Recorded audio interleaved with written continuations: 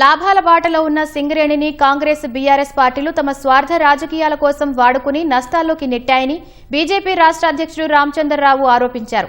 కార్మికుల శ్రమను దోచుకుంటూ సంస్థను అప్పుల పాలు చేసిన ఘనత ఆ రెండు పార్టీలదేనని ఆయన విమర్శించారు.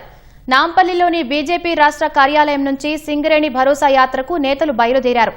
దిక్కుచోతని స్థితిలో ఉన్న సింగరేణిని ప్రధాని నరేంద్ర మోదీ, కేంద్ర మంత్రి కిషన్ రెడ్డి అండగా నిలిచారని ఆయన అన్నారు.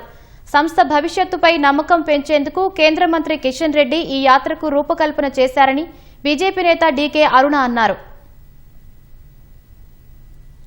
సింగరేణి సంస్థని అటు బీఆర్ఎస్ పార్టీ, ఇటు కాంగ్రెస్ పార్టీ ఈ రెండు ప్రభుత్వాలు కూడా వారు నిర్లక్ష్యానికి గురి చేసి దాంట్లో నష్టాలలో కూరుకుపోయినటువంటి ఒక సింగరేణి ఈరోజు నరేంద్ర మోదీ గారి యొక్క ప్రయత్నంతో, కోల్ శాఖ మంత్రి కిషన్ రెడ్డి గారి ప్రయత్నంతో టెండర్స్ లేకుండా నామినేషన్ బేసిస్ మీద తడచర్ల 2 బ్లాక్ని సింగరేణికి అలాట్ చేయడం అనేది ఇది చాలా పెద్ద విషయం.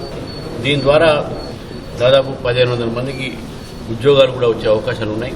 కాబట్టి నరేంద్ర మోదీ గారు అటు 9 బ్లాక్ అయితే ఏంది, తడచర్ల 2 అయితే ఏంది, ఈ యొక్క 2 బ్లాకులు కూడా సింగరేణికి ఇవ్వడంతో ఈరోజు సింగరేణి ఒక కార్మికులు కానీ, సింగరేణి ప్రాంతంలో ఉన్నటువంటి ప్రజలకు కానీ ఇది ఒక మంచి ఒక వరంగా వారు భావిస్తున్నారు.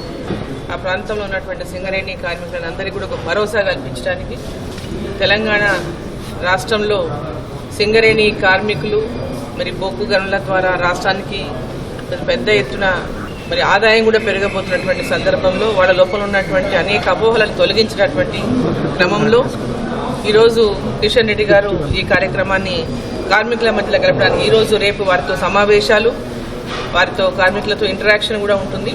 సో ఈ 2 days కూడా ఆ ప్రాంతంలో పర్యటన జరుగుతుంది. సో ఫస్ట్ కొత్తగూడెము, తర్వాత మణుగూరు, తర్వాత రాత్రి భూపాలపల్లి జరుగుతుంది. అది రేపు కూడా కంటిన్యూ అవుతుంది యాత్ర.